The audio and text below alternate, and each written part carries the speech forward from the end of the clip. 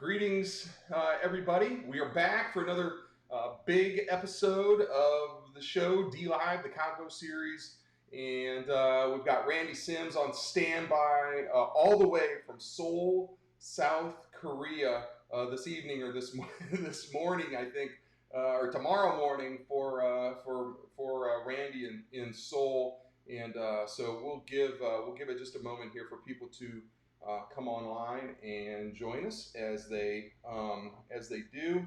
And as we do that, just a reminder that we certainly appreciate any comments or questions that you guys have for Randy, a native Cincinnatian who has left us for a while, but I think his heart still resides here in the Queen City as he's traveled the world for work and other reasons.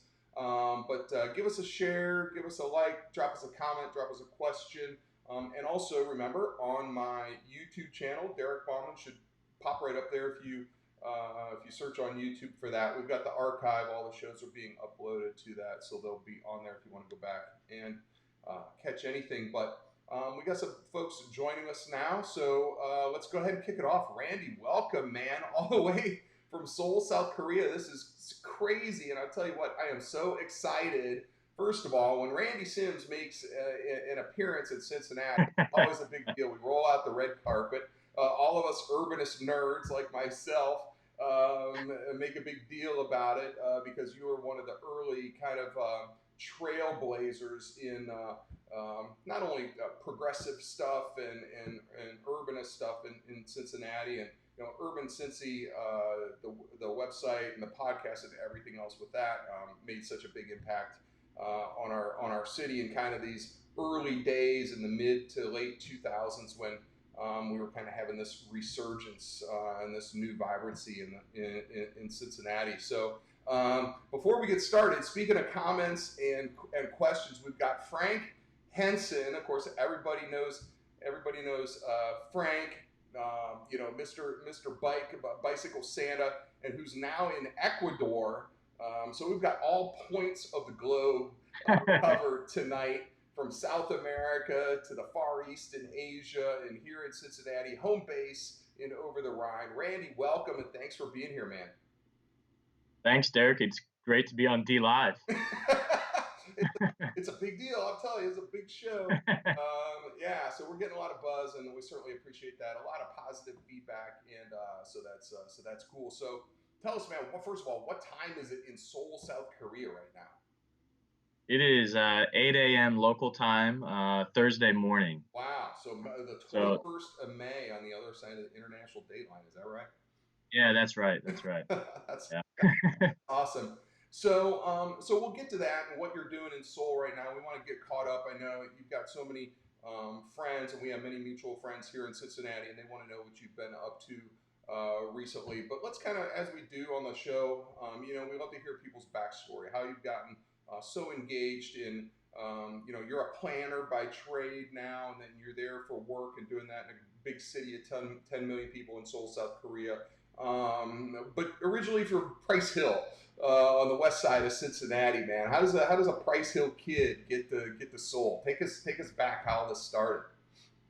It was a total accident, actually. There was never a plan to end up here, but yeah, I grew up kind of at the convergence of Green Township, Delhi Township, and the city of Cincinnati, right there in the ambiguous area known as Covedale, and I grew up there, and then eventually, I went to Oak Hills High School, and then graduated from the University of Cincinnati, where I went to the College of Design, Architecture, Art, and Planning.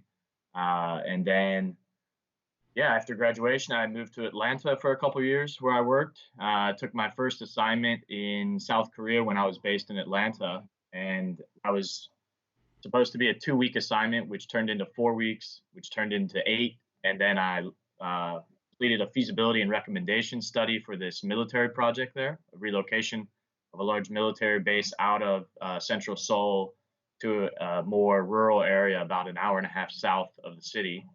I left, and then the client asked to implement the recommendations that I had made. So I came back a few months later, and I stayed for more or less a year as a consultant and implemented those changes in the master plan for the military base. And then I came back to the U.S. And at that time, was starting to work out of Chicago for a bit. In that time, I was floating a lot between Cincinnati and Chicago, and I think that's around the time you and I first met, Derek, back in those days. And then what year approximately would that have been? I guess that would have been 2012. Right. It was around the time maybe you and I met, maybe in between the two streetcar campaigns. So that would have been yeah. So that would have been around 2010, I think, because we had the No on Nine campaign in 2009, and 2011 was the second, and about that time, Okay. 2010 was when I bought my condo. Where I can't believe it's been a decade now, Yeah. in over the Rhine, and I think it was a little bit before we got connected in person. But I'm certainly somebody that was following at that time UrbanCincy, kind of a groundbreaking online publication here in Cincinnati. We want to hear more about your career arc, but just kind of keeping with that timeline. Tell me about that. So that was 2007 with UrbanCincy. Um, for those that don't know, just tell us a little bit about what UrbanCincy was and still is at times, and hopefully more so in the future. But tell us a little bit about that, how that came about, and did that come about from your time at DAP and studying urban planning and those types of things, or how did that come? Uh, yeah. Uh, Partially it came from my time at DAP. I was near graduation at that time. I graduated early 2009 from DAP. So towards the latter half of the 5-year program is when I started UrbanCincy. And it really grew out of a sense of frustration. If you remember in the late 90s, early aughts, it was a lot of negative press about the city, right? There wasn't a lot of good stuff happening back then. The kind of trajectory of the city started to change a little bit after that, I would say around 2010 or so. And So yeah, I got frustrated with all the negative press that was out there, and so initially I started as just a counterbalance, just a source of positivity about what's happening in the city, and it was a bit over the top in its positivity in the early days, and then it became more journalistic over time because then we found there was kind of a niche to be served by actually producing what we considered real journalism about things happening in the city, whether it's about architecture or development or arts and culture or whatever it may be. So yeah, it grew over time as readership grew and things changed around the city. And the reason why I say it was only partially due to that, it was also partially due to my upbringing. I think being on the west side, there's as you probably know, Derek, there's a lot of room for improvement. And growing up, I'd be driving down the street with my family, and I'd see things, and I thought, wow, this street design is terrible. I think, Right. why are there these electric wires all over the place? Things like this that could just be made better for people. And so that's what initially made me want to get into urban planning originally. Well, and so you bring up a couple of very interesting points, and one of the conversation kind of points of conversation I had with a prior guest, John Eby, another great West Sider in Westwood neighborhood, has been engaged in things a long time, and one of the things we talk about is how at that time, and I think we have a tendency to forget things over time or have a little bit of revisionist history. But a lot of the progress that we've made in the city, was due to a lot of hard work. It just didn't just magically happen. And we still see kind of the remnants of this mindset, this anti-city mindset today, with some of the reporting that goes on, as you mentioned, the media. WLW, the typical chatter on there that kind of plays to that anti-city bias and crowd. But I think it's a lot more prevalent back then, coming out of the 90s when, we rolled the sidewalks up at 5 o'clock and everybody went home to the suburbs, and maybe you came downtown to go to a Reds game and then got the hell out as fast as possible. But there were a kind of a core group of folks, and you were one, in UrbanCincy being a blog, as our mutual friend Brad Thomas has already commented on here. It started out as the blog and then kind of went from there. But there was a real need to kind of change that narrative about not only about the cities really in general, but here in Cincinnati, and kind of changed the tone and the mindset that was just always so negative. And one of the frustrating things for me when moving from living in Mason to moving downtown is I just didn't understand that. There's just so much value and so many great things about the city and our assets that we have in Cincinnati. Yeah, and I would add on to that. It really was the timing, and it wasn't just in Cincinnati. It was really nationally. So UrbanCincy was one of the early blogs uh, that started to roll out in cities around the country. You had blogs pop up in Washington D.C. and St. Louis and these other mid-level markets where people were trying to accomplish the same thing. We hadn't communicated. It wasn't some big underground network, but we all got to know each other over time because we were all shooting for the same thing. No, that's great. So just kind of walk us through a little bit about how it came about, the evolution. I know for a while there was the blog, and you guys are really doing some great reporting. We had John Young's involved and Travis Estelle, Jake Mecklenburg, and I'm probably forgetting one or two other folks that were really engaged on this, but really doing some good work. And I use that as just a great resource and a learning tool because I wasn't a planner and had all that background, but yet with a voice in the community and leveraging social media to get the message out. How did that evolve, and even to the point where you had an agreement with the Cincinnati Business Courier, who was republishing some of the articles, right? Yeah, yeah. It just grew organically. If I had really hunkered down with Travis and John and some of the others, we maybe could have made it more viable as a business. But we never really had those ambitions. We all had our own individual career paths. But yeah, early on, it was just a blog. It was just me sharing my opinions mostly, uh, sometimes criticizing suburban type developments and mostly promoting what's happening in the city. I remember specifically early on, Dan Corman and I were close from Park and Vine at its original location. He was one of the original guys down there in the Gateway corner, if people still call it that. But yeah, so he and I were close, and then I remember early on I even stayed out of I think it was a 3CDC leasing office. I would squat out of there with Kathleen Norris when she was doing the retail leasing. I would work on my laptop from that office from time to time, and it was very just it was very bootstrappy back in the day, and so the neighborhood started to grow up, and as the neighborhoods over the Rhine grew up, the website grew up because more businesses were coming in, and they all knew UrbanCincy. And then as more residents moved in, their first point of contact oftentimes was UrbanCincy. We were running events, sponsoring events. We did a volunteer ambassador program for a little while um, to try to get just more feet out on the street, more eyeballs looking around, people to help visitors navigate the neighborhood and figure out where to go. So we did all kinds of just stuff to just try to engage and activate the neighborhood and make people feel more comfortable. And that engagement, I think, is what kind of grew the audience and readership. And then, like I said, other kind of blogs came into play over time, and they kind of took on that more advocacy role or more opinionated role. And then we more pivoted to uh, more legitimate journalism, and that was our way to kind of challenge local media to step up their game. Right? If we can beat them to a true journalistic story and provide better coverage in them, then hopefully it's embarrassing for them and their newsroom editors, and that they hopefully then challenge themselves to kind of get a little bit better and more uh, thought provoking about their coverage. No, and that's a great point, especially with our local media here in Cincinnati, and I don't want to start name dropping too many folks because I'm sure to leave somebody out.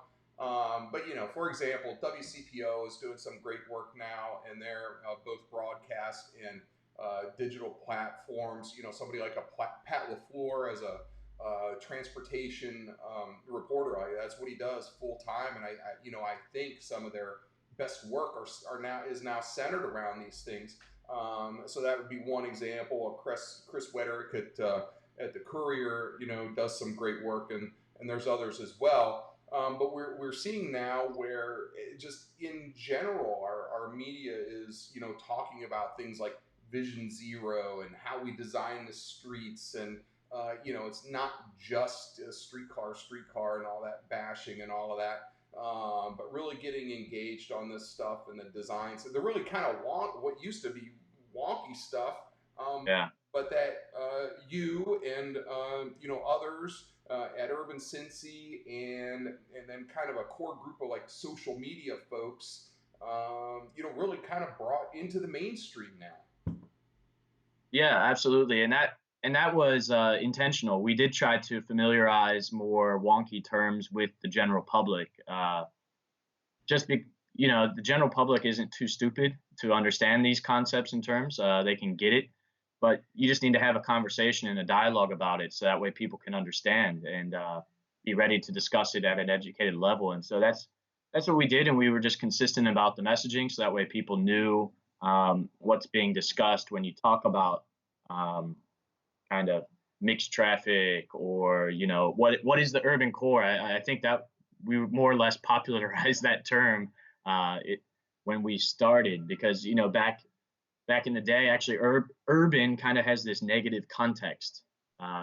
There's a lot of undertones to that, kind of a dog whistle, if you will. And we wanted to strip the word of that negative connotation and kind of give it its regular meaning. It doesn't need to have that negative connotation, and thus the city doesn't need to have that negative connotation. That the two can work well together. And so we did that a lot to try to improve the understanding and then also the interpretation of key words in the dialogue. No, and we've seen that happen, to the point where, for example, when I first started talking about Vision Zero, I got a little bit of pushback and some folks saying, "Yeah, why are you talking about that? Nobody knows what that is. It sounds like zero vision, and it's really the opposite of that." But at the end of the day, I was confident that, first of all, that the concept has, great value in and of itself, and I'm just using this as one example, but that people would understand it. They just need to be informed. And for us nerds that are on, urbanist Twitter and all of that kind of stuff, and or people like yourself that are employed in this field, and so this is what you kind of live, eat, and breathe. It's not too difficult for people. And at the end of the day, when you move from, and I kind of see this as my role in this whole concept, is kind of taking some of this more esoteric stuff and kind of putting it into digestible pieces, because we know the opponents, if you will, are very good with the sound bites, right? We're broke, we can't afford it. Boondoggle, our favorite of all time. And so they do that. And so how can we take some of this stuff and really package it in a way that's it just makes sense to people, and then when they actually see it applied, and as we travel and do other things and show. And I think that's been one of the key things also, is saying that, hey, what's going on in Kansas City, what's going on in Milwaukee, it's not just the crazy coasts, or Yeah, yeah. internationally, or it is internationally, but it's in places that you would think it was like a developing country, and they're doing this stuff, they're ahead of us, and it doesn't have to be that way. So it's cool to see some of the terminology and the buzzwords just end up in the vernacular, and you see on social media somebody's dropping some of these terms, and it's like, hey, I know where that came from, so and then Yeah, and have it be yeah, applied and have it make its way into City Hall and adopted and such. yeah. On that note, always my greatest test is with my family, because actually my family is a largely conservative, kind of German blood background from the West Side, right? So they don't naturally align with all these liberal or progressive causes. So if I can explain something to them in a rational way and they get it, maybe they don't fully agree with it, but if they get it and we can have a rational discussion about it, then I know I'm on the right track at least. Right. Yeah. And we've seen that transition happen here in the city of Cincinnati. When you think back to, like that 2011, 2012 time frame, when, we're battling for the Central Parkway bike lane, and everything, it was the first one, and where it's still, it's kind of half-assed and whatever, but it's there, and we had to fight to keep it. And I think we're soon going to be into a place where we're playing offense and not only playing defense. And so I'm getting excited about that, subsequent to 2021. But now we see in neighborhoods like Westwood and Price Hill where people are saying, "No, I want this stuff. I don't want the road to be 10 lanes wide so cars can fly through and run over school kids.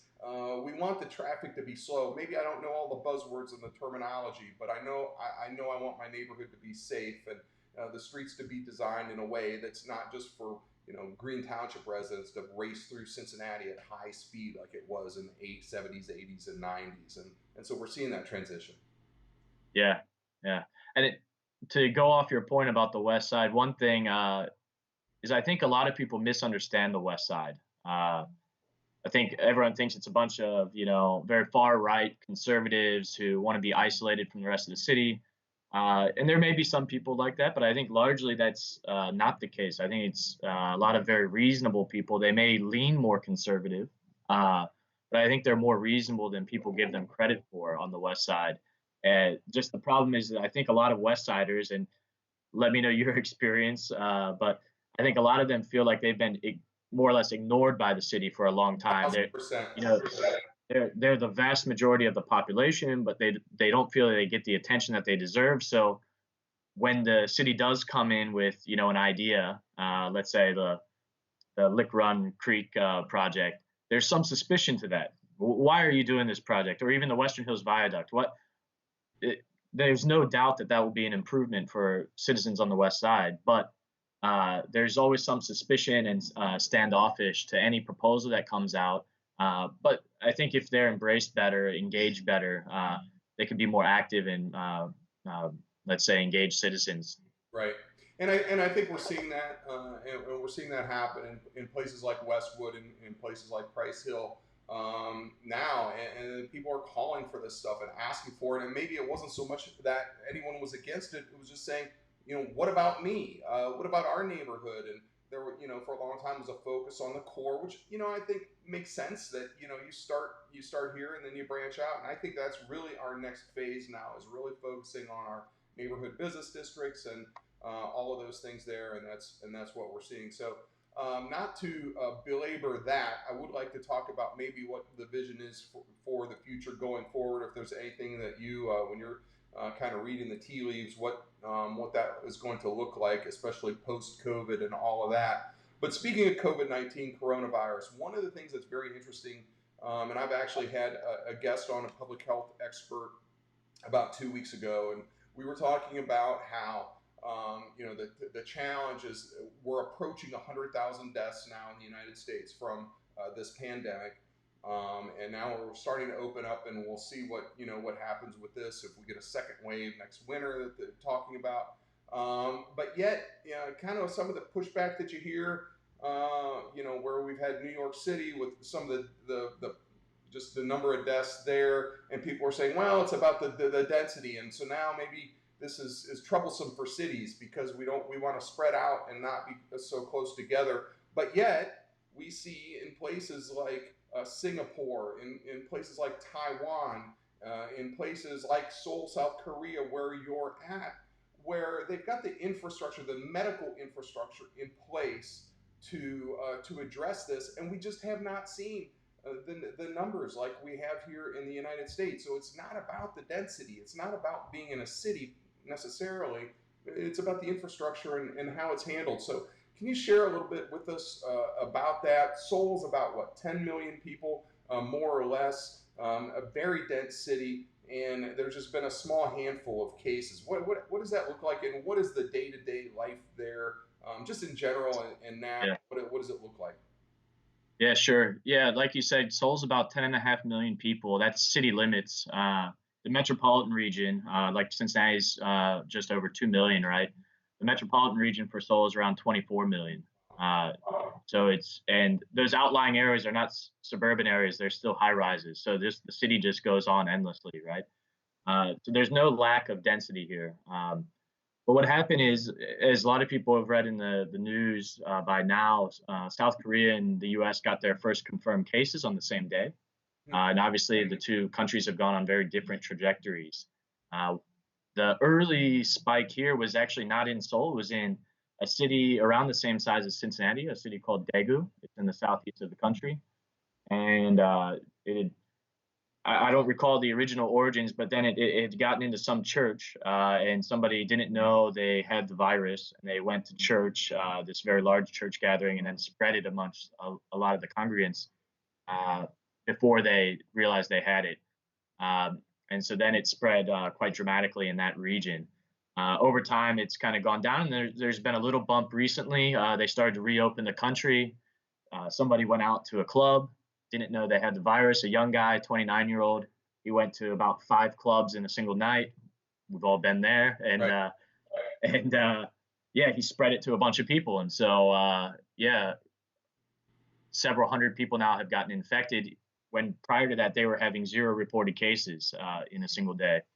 And the real thing that I would say, the big difference between South Korea and the U.S. and the thing I always talk to people in the U.S. about is this was the disaster that's happening in the U.S. was entirely preventable, and Americans should be angry about this. Really, the loss of life, the damage to the economy was entirely preventable. Korea never shut down. Never. There was never a mandatory lockdown. Businesses or restaurants or establishments, it was optional if they wanted to close down, and many did. Some chose to stay open and do social distancing. Some reduced their hours. There was different approaches. But what did happen is the government was very aggressive with testing people as they arrived in country, and they did contact tracing from basically day one, that first large outbreak in Daegu that I mentioned. So as soon as that person was found to have the virus, they then found everyone that person had come in contact with over the last several days, and they brought all those people in and tested them. And this is with a usually a 12-hour turnaround on test results. And so you come in, you immediately get tested, you get the results, and then if somebody's obviously positive, they isolate those people. If not, they take a different action. But the key thing about the testing, it's not just about the numbers; it's about who you're targeting. It's quality over quantity, right? So you want to make sure you're testing people who you think might have come in contact, not just every person on the street. And so that's what Seoul did. So it got a lot of headlines with the drive-throughs and this and that, and those were good. But actually, every neighborhood clinic had a testing site where you could just walk up to and you get a test for free, no appointment. You just walk up. You might wait in the line for 30 minutes to get your test. And actually, I got a test a couple weeks ago because I had to visit that city in Daegu. And so I went and I got the test. I waited about 30 minutes. You fill out a form, and the first thing you do is you're interviewed by a health professional, and they ask you exactly where you went, when you went there. And then after they complete this interview, then you go and you actually get the swabs in your throat and in your nose, and you get the results, like I said, within about 12 hours. So it's very prompt, it's very quick. You're supposed to stay at home and not leave while the test results are pending. Uh, and people generally follow this. And then from the more practical side, the community, people have really embraced mask here from day one. There's most buildings have temperature checks, even restaurants, they'll check your temperature before you come in. They offer sanitizer. And a lot of this was helped is the government did control production and distribution of some of these products early on. So actually, for masks, the government rationed these out. You would get in the early stage 2 masks per week, depending on your birth year. And you could go into any pharmacy, and on that day of the week, you could pick up your 2 masks for 3,000 won, which is about $2, a dollar a mask. And these are the N94 masks, which is the high quality stuff. Right. And now, because the production is ramped up and the supply is greater, now you can get 3 per week for 4,500 won, or about $3. So it's still there, and you can actually just get this stuff pretty much anywhere. But if you want the subsidized ones, you can still go on your day of the week according to your birth year and get all of this. And yeah, it's just the government's just been a lot more prepared, and that's really what it's about, is preparedness. If the U.S. were more prepared, maybe the economy wouldn't have to have been shut down the way it was. Certainly, the loss of life would have been lower, and all this tension and anxiety that everyone's feeling, and I fully understand it, could have been avoided. It was all avoidable. So, and so this is a great point. And actually, I don't know if you caught any of that show that I had when Dr. Hardy was on here about 2 weeks ago. But what you're telling us is exactly what we discussed on that episode from a public health perspective. That in the say December to March timeframe, when we had 45 up there calling it a hoax, saying it was one guy in China, and all of that, if even if we didn't have the infrastructure in place, which we didn't because disbanded the pandemic team at the White House, and our healthcare just sucks here just anyway. But if we would use the full force and might and know-how and strength and everything of the American government, military, and the American people for 4 months instead of denying it, that none of this would have been necessary. And it's this testing, contact tracing, which is basically just means we're going to research everybody that you've not once you're positive, everybody that you've been in contact with, and test those folks, and then quarantine those folks until they're better. Then none of this was necessary, and you're basically Yeah. giving us the case in point example of it, how it's been done in another country. And now, meanwhile, we've got 30 some million unemployed, maybe a next depression on the way. The city of Cincinnati looking at $100 million deficit, people losing their businesses, and none of it was necessary, is what you're telling us. Yeah. And the thing that I'm concerned about now for the US is, there's all this, there's been a lot of testing, which the president talks about a lot, the sheer volume, but nobody really, it's still, the public still has a blindfold. Who has the virus? How did they get the virus? The very first question you need to ask, basically, we don't know about any of the patients. We don't know how they got it or who they may have distributed it to. So to reopen the economy is incredibly dangerous. At least Korea had that knowledge. They had the full visibility of what was happening. But still, after they reopened, boom, some guy didn't know, he was asymptomatic, went out to a club, and then you have several hundred new cases just overnight. And so uh, it's very risky. You really you have to see where this is. Otherwise, like they call it, it's kind of this invisible enemy. When it's invisible, it's scary. And we saw that here last weekend as the bars open up and people could be on the patio and just all just crammed in there. And I'm just looking at this, and I had a Facebook post that went viral with a photo of it, and saying, all it takes is one person in this crowd, and then next thing you know, everybody's got it now. Can you tell us a little bit about the culturally, in Asian societies they tend to go with the program, right? And now in our case we've got armed protesters, which would, if you're not whitewashing the language and other times, would be called terrorists, storming Capitol buildings and storming the governor mansion, whatever the case may be, going to Dr. Acton's home here in Ohio, with guns, for crying out loud. And but in Asia, the culture is such that people tend to do as they're directed, and in times like this, we see the benefits of that, where if you act right, and then the proper protocols are in place, and everybody does what they're supposed to do, we can put a stop to this. So now we're getting into, when we talk about contact tracing, there's technology out there. I'm not so much up to speed on it, but where you can use cell phone technology to trace where you've been and contact people. So tell us a little bit about that, and culturally how that's been an asset in Asian cultures, for combating this. Yeah, sure. Well, I think there's a couple things. Of course, there's, I don't want to say a greater sense of community, but a different sense of community in Asian cultures, where they do kind of bond together. Like we live together, we die together, kind of a mentality. And they take that really to heart. It's not just kind of a shallow expression. And so you did see very quick adoption of the use of mask, and people accepted temperature checking, but masks had already kind of been used here a lot because of air pollution. Not everyone, but a large number of people would still wear masks just daily because of air pollution. Um, but yeah, so you saw that relatively quickly, and people kind of bonded together. Restaurants would close by themselves. People would stay home by themselves. They would stop going out so much. But it wasn't widespread. I mean, the clubs stayed open, people kept going out.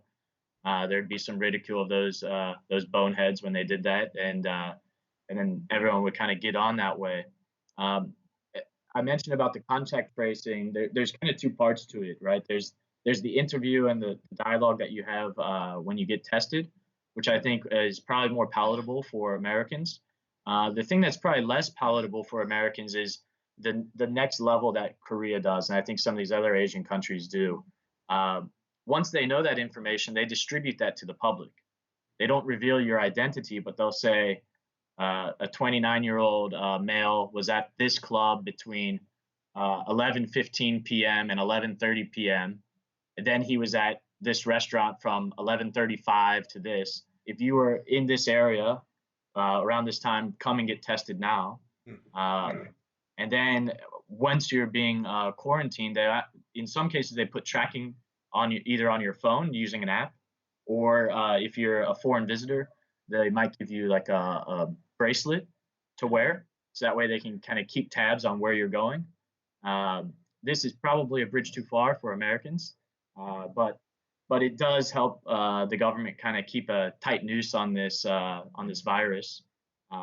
The other thing that came out recently with this second spike from the club, because there's at least this was the explanation from the government, because there was such a difficulty in identifying everyone who was at these clubs, right? You're having thousands and thousands of people, right? Um, they actually worked with the telecom provider to actually identify whose phones were in that region at that time, and then they tracked those people without their knowing through the telecom provider, and said if you don't go and report yourself to get tested, you could go to jail or face fines. If you're uh, a foreigner, you can get deported from the country, things like this. Gotcha. Um, yeah, and so to me, kind of the takeaway of the whole thing, which really just kind of solidifies my thinking around it because it's what I've been talking about. But here we have, from kind of proof is in the pudding, from on the ground, Seoul, South Korea, a dense city of 10 million people that's had a fraction of the problems that we've had here. The bottom line is all of this has been preventable. We're up to 5 trillion, 6 trillion. We've got another stimulus package, that's going to be coming out. 100,000 will be over 100,000 deaths. Who knows what happens? And none of it was necessary. I mean, that's if that doesn't piss you off, folks. I don't know what else to say. And I think you probably know. Most people on my social media know my mom passed away uh, not too long ago, here about a week and a half ago, and a little over a week ago actually, and not from COVID-19, but I'm in with my dad, Rev Ron, making the arrangements at the funeral home last week. And in a tiny, small burg of a town in Northeast Ohio, the funeral director is telling us in the last couple of weeks he's had 12 COVID 19 clients, customers at the funeral home, a dozen, and most of them were from, or all of them were from nursing homes, and so it gets into that population. None of this was necessary. Yeah. I don't know. Other than a vote, people, I guess, is the answer. As what we can do at this point. Obviously, this isn't the way. There's so much that can be done. So, speaking about what can be done moving forward, let's talk a little bit about that. One of the questions that I have for you is what the transit system, like, first of all, we can just guess that, Seoul, South Korea has amazing public transit. Tell us a little bit about that, what that looks like, and what are they doing now? Are they doing anything differently, COVID-19? Because here in Cincinnati, we see Cincinnati Red Bike shut down. That's never made any sense to me from the beginning. I don't know that there's any data that says a bike that's outside in the elements is going to pass this. We see the streetcars shut down. We see metro ridership is way down. What's going on there in Seoul in that regard? What does the system look like? What do they have? And then what's going on right now with that? Yeah, well, Seoul has, I think, one of the largest subway and rail systems in the world. And I think it's one of the best that I've ever experienced. I think it's far better than Tokyo, which is larger. I think it's better than what Shanghai or Beijing have, which are also very large. And then the bus system is just incredible. all trunk lines are BRT. They have dedicated lanes. You know, they've got the real time arrival, but basically, if you walk up, you just expect the bus to arrive within less than 5 minutes. If one shows on the board that it's more than 5 minutes, you think there's a glitch in the system. There's just nothing that would be that delayed. But during the peak, this was in late February when that first peak hit Korea. They didn't shut down. Like I said, a lot of businesses went to work from home, so that naturally kind of decreased the number of people on buses and trains. And then what they would do is they would ask everyone to wear a mask, and the bus driver, you would still come on the front of the bus. They already have the kind of plastic barriers with the bus drivers naturally. Uh, but if you didn't have a mask, oftentimes the bus drivers would have a box of masks and they would give you one when you came on just to kind of protect other passengers. And they had also strapped hand sanitizers in 2 or 3 locations on the bus. So when you got on, you could use some. And then when you get off after touching the poles and the strap hangers, you could get off with clean hands as well. So they had done that. And things are continuing as normal now. I think the big thing is Korea has visibility on where this virus is and how people are getting it. And so when you have that visibility, you don't just need to have these draconian lockdowns and social distancing measures. You can actually return to normal when you know exactly where the cluster is or how it's spreading. So that's why I get back to the point for the U.S. is they have to get a handle on this and understand who has it, why they have it, and where it's spreading. Otherwise, you have to keep these draconian measures in place just to kind of minimize damage. Well, that's an interesting thought. So maybe, in other words, then our protesters, our armed protesters, who maybe are going to use their pea shooter to shoot the virus out of the sky or whatever they're going to do with that, um, their energies are misplaced. instead of instead of storming the halls up there, maybe they should be lobbying for having all this testing and stuff. And by the way, now we see some conservative legislator in Ohio making a big deal that where they're supposed to be taking our temperature when we walk in here. I'm not doing that. I just walk by and leave the security guy standing there and let him dare to stop me. And so that's the mindset. It just makes absolutely no sense to me. But Yeah, it's see the crazy. model. We see the model and it works. What's the problem? And it's crazy. Actually, I think it's an inherently conservative argument. Self-reliance, self-responsibility. If you're doing the testing, you're checking temperatures, you're doing this as a community. Again, all conservative concepts. Uh, then you can avoid the things like huge stimulus packages and government bailouts and all these other things, which are inherently not conservative. So it's really confusing to me why conservatives in the U.S. don't want to take responsibility, self-responsibility, and collective Personal responsibility for responsibility, this. right? Personal Yes. responsibility. Yeah, it's a head scratcher. So this is what we deal with. So have you had any thoughts? Now you're an urban planner. Tell us a little bit about what you do for work wise, and then we'll just kind of at the tail end of the program here. I just want to pick your brain and see if you have any thoughts about where we go from here. Is this going to have our city's going to drastically change? Or is this just a temporary blip? We saw in 1918, obviously, the Spanish flu. Cities didn't go away after 1918. People were still in the cities. Maybe we made some improvements in things about sanitation and other stuff. And so we did that. But, kind of what are you doing at work right now? What are projects you're working on? And where do we all go from here? Kind of putting your UrbanCincy hat back on when we were kind of foretelling the future back in 2007 and 2008. Where do we go in 2021, 2, and 3 in cities in the U.S. and specifically Cincinnati? Well, yeah, I studied urban planning. I haven't professionally worked as an urban planner for a number of years now. Actually, I work as a project manager. So I deliver projects primarily with international companies developing office buildings, R&D centers, factories, whatever it may be. So I work with them on, developing and executing the project according to the schedule, the cost, the quality, these kinds of things. So that's what I do in my day job. But if I go back and put my urban planner hat on and what I think about cities, that I think people will return to normal more quickly than what a lot of the discussion has been, and we're seeing that already last weekend. At the bars, people just jump right out and are back to normal. But one thing that we are seeing kind of a shift in trend on now is you'll see more, I think, of the e-commerce kind of pick up. Surely this is a bad sign for retailers, brick and mortar retailers. It's going to be difficult for them in the months and years ahead. Hospitality may change the way hospitality and conventions happen. Uh, so that will naturally change the way we design things. It'll be interesting to see how Cincinnati handles the convention center expansion in the convention hotel that's been under plan. That was perfectly bad timing for the city and the region with that plan.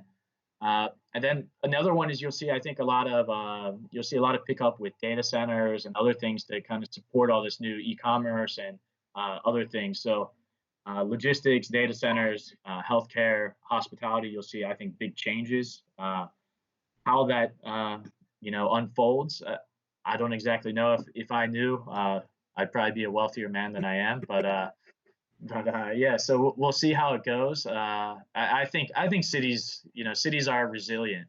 Cities just keep going. If you look out your window, you see 150-year-old buildings across the street. They just keep on ticking.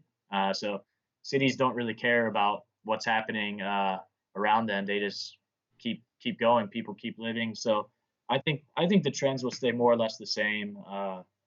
People were moving into cities for reasons that are about modernizing economy. Places they can live of choice rather than of need. They don't need to be next to their workplace. They can work from home or whatever. Working from home, I think, will continue to accelerate. So people will continue to choose to live in places where they want to live rather than where they need to live. And I think that bodes well for cities. Right.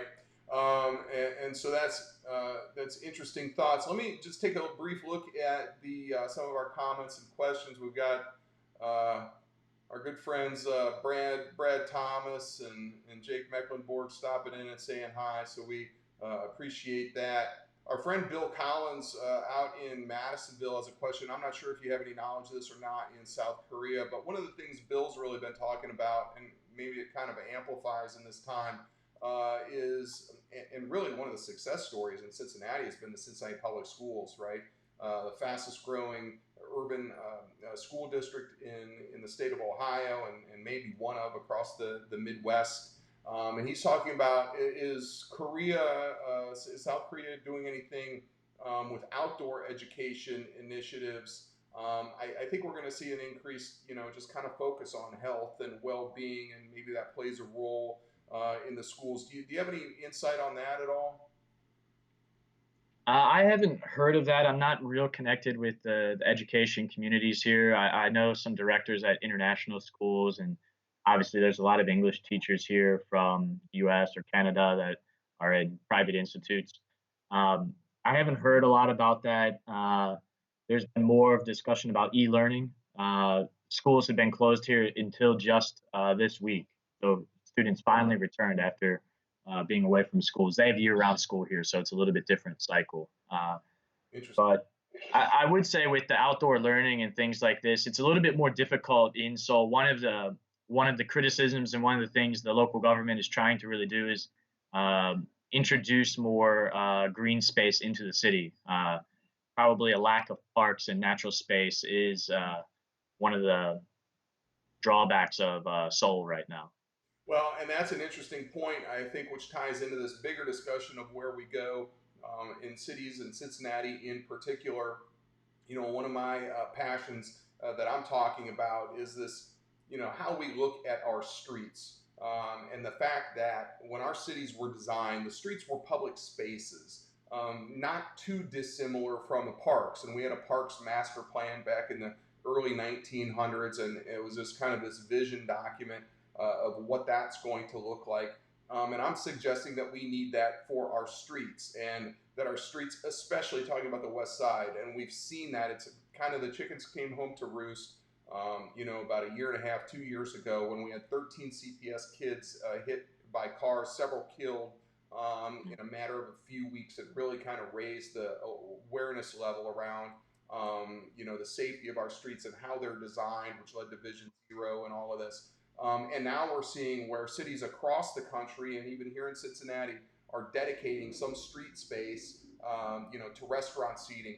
That's just, folks, that is just the tip of the iceberg. We're just scratching the surface on what this could be. And I'm suggesting we need to completely have, like that parks master plan, have a streets master plan where we completely re-envision how we use that public space. It's over-engineered that leads to the speed Yeah.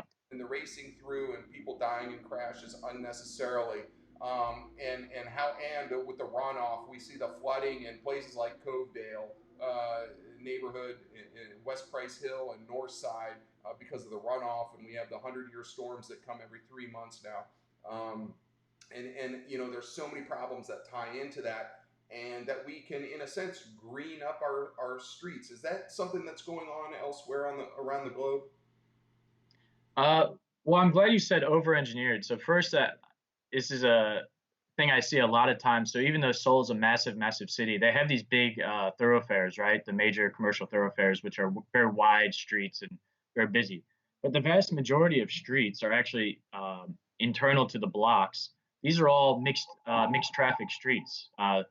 They're maybe barely wide enough for three cars side by side, but they've got cars parked there, two-way traffic, pedestrians in the middle. There's no sidewalks. Some restaurants put tables out there. It's just all mixed, and it works. It forces people to slow down, forces people to be careful, um, and it's a much more vibrant and engaging atmosphere for just everyday people. Um, you are seeing in Seoul, and I think a lot of other cities, more incorporation of green areas into the cities. It's a strong priority for Seoul because it hadn't been a focus for them. You have to keep in mind Seoul in Korea has only been a more established economy for a very short time, right? So it grew up over the 80s and 90s, basically. And so the last 20 years has been now it's time to improve the quality of the space. Before it was just we need to build housing, so let's just pump out as much housing as possible just to put roofs on people over people's heads. So so now, yeah, there's definitely a cognizant effort. New developments, they preserve more space for plazas and public kind of gathering spaces. Uh, they preserve a lot of space for streams. Whenever there's a stream to collect the rainwater runoff, similar like we were talking about before, the Lick Run project. They typically have bike and pedestrian paths next to it, so that way people can get exercise. And those are while there's a lack of green space in Seoul and Korea, in the urbanized areas, there's tremendous bike paths, there's tremendous pedestrian paths, and there's lots of hiking because of all the mountains. So those three areas they're very strong in.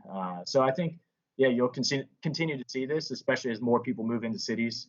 They'll need green space, they need green areas. In very dense cities like in Asia, Manila or Singapore, you're seeing more of these vertical green spaces where it's going up buildings and onto rooftops and balconies and things like this. I don't know if Cincinnati needs all that. It's got a lot more space, but we just saw the Trust for Public Land survey that says Cincinnati's on top of this, number 5 in the country for access to public green areas. So I think Cincinnati is really strong there. Well, and so that's a great point, and we've had Brad mentioning that the Parks Plan was known as the Kessler Plan from the early part of the 1900s, and so it sounds. And let me just mention our mutual friend Jodine Grundy also stopping by and saying hello, which is fantastic, and her husband Professor Grundy. I don't know. Did you have him? Did you have Professor Grundy at DAP? Oh yes, he's. I consider him a mentor of mine. Yes, Indeed, and I I've had actually had tea with he and Jodine at their house before, actually.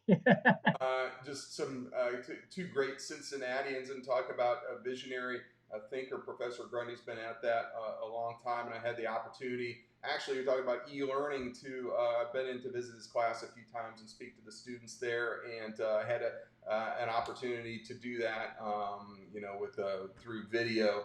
But we certainly appreciate that. But I think one of the things that you're talking about is really for me, it makes me very excited about the future as we come out of this time. My sense is overall that the folks or the people of the city of Cincinnati are kind of ready, that we've had our finger on the pause button for a little bit over the last number of years. Those were really heady times, I think, subsequent to 2005, especially Mayor Mallory being elected, and then a new council that came in 2011, and the streetcar got built. By the way, I don't know if anybody knows, I got my throwback streetcar logo T-shirt on tonight for the occasion of having Randy here. But my sense is that folks are really ready. They're anxious, and especially coming out of this really crazy time that we're experiencing right now, and people locked in their homes. That going forward through the 2020s, that we're ready for a breath of fresh air and ready to tackle some of these challenges with really some new energy. And around these things with our parks, in our streets, in our neighborhoods and neighborhood business districts, and how we can look at them kind of anew and through fresh eyes. I think people are ready for that. And this is where folks like yourself, and look, I would love to have UrbanCincy come back. I know that you guys, it was tons of work, tons of time, like no money on it. But it was such a great service and of value, and really, helped to lead and guide us. And so, to the degree, every now and again, we see a little guest article crop up. So, I would just like to encourage any of you all that were involved in that, to the degree that you have time, to help us. But one of the things, especially, I've spent time in South America over the last couple of years, especially in the country of Colombia. And we see these things going on. And so I know that this isn't rocket science, and these things aren't impossible. And the stuff that we don't do here that costs us $5 trillion and 100,000 lives, is not necessary. And so in that sense, I think having a native Cincinnatian like yourself in a place like Seoul, South Korea, showing us that this isn't impossible stuff here, folks. We can do it. We need to take our blinders off and realize that it's okay, and have some renewed energy in this regard. And there's a lot of things that are possible, and just ways for us to improve and get better. Do you see that kind of, is this overly rosy here? Do I need to tap the brakes a little bit, or can we just hit the gas and go hard for a little bit? I mean, I think, yeah, you're on the right path, if you will. I think, when I started UrbanCincy, and when things started to kind of slowly get going, Cincinnatians were naturally cautious, right? And they kind of nibbled around the edges, and we fought real hard just to allow for food trucks to exist, or What? to talk about, A food truck on the streets? Are you crazy? Oh my God. Yeah, very basic things like this, right? We talked about these things which seem almost laughable now, right? But it took a lot of advocacy and a lot of work, and so those were very small steps. And gradually, the city's taking bigger steps now. But I still see it's very cautious. So I think really it's just we need some bold leadership come in and just take bold action on some of these things. We know what the right actions are, whether it's more frequent bus service, or whether it's making our streets safer, or improving access to fresh food, and those kinds of things. But we haven't had anyone just jump up and do it. And some of these things may cost money, right? Like if we want to extend the streetcar and do that, that's a lot of capital money. But some things don't cost a lot of money. You can just retool the bus system. Now issue 7 has passed. That gives it the funds, right? But you can do things, in clever ways. You can engage the community in ways to kind of make things better. Vision Zero doesn't necessarily, some things cost money in Vision Zero, but some things don't. You can just reduce speed limits. You can design your streets naturally in a way that when you're paving the road, or laying the sidewalk, you can do it in a better way to where it encourages slower driving. So it's not necessarily some big liberal plan to spend a lot more money and raise taxes. It's just a smarter way of designing, and a more effective way of community building. Well, and community, I think, is a great key word to all of this. We're seeing it in neighborhoods across the city of Cincinnati, where there are grassroots groups and organizations who are kind of doing a lot of work underneath the surface, and I think they're just ready right now to just kind of throw the reins off and go full steam ahead. So I'm glad that you joined me in this optimism that we both have, Randy, and have for so long. So With that, we're coming up on almost an hour exactly. It's crazy how this time flies, but what a magnificent conversation. We've had a lot of people joining us this whole time, so we appreciate everybody stopping by, dropping a comment, dropping a question on here for us. Thank you so much. Randy, I'll let you get to work. I guess you're going to start your work day over there. We're winding down. It's about cocktail 30 over here for me. But thanks, man. I really appreciate you stopping by and joining us this evening. Yeah, thanks for having me, Derek. All right, everybody, just a reminder, this will be uploaded onto my YouTube channel. Go on there. Derek Ballman on YouTube should come up. My little avatar in my police uniform from back in the day reminds me of how it used to be. And so give us a subscribe on there, follow, share. And tomorrow we'll be back at 7 p.m. again. We'll have another great. We're going to have another great program. I'm not going to give it away just yet, but any of you watching from Northside in particular are going to want to jump in on this conversation tomorrow. And with that, we'll wrap it up. Randy, thanks again. Appreciate you being here. And let us know the next time you're back in Cincinnati. We'll link up for a beer. Will do. All right, sounds good. Take care. Seoul, South Korea, and Cincinnati, Ohio. Love you both. And have a great night, everybody.